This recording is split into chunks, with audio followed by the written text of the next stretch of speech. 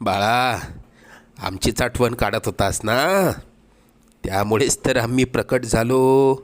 अरे मायबाप मानतोस ना आम्हाला, मग तुला पैशांची गरज असताना सांगायचं ना.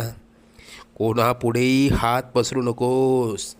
लोक 2-4 हजारांची मदत करतीलही, पण तुझ्या मागे सर्वांना तुझी मजबुरी हसत सांगतील.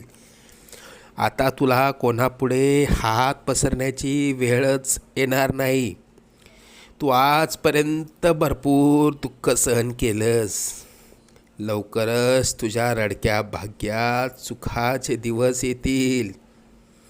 तुझ्या मनात असलेली इच्छा पूर्ण होऊन अक्कलकोटला पेढे घेऊन येणं होईल. येशील ना आम्हाला भेटायला अक्कलकोटला? सगळं मनासा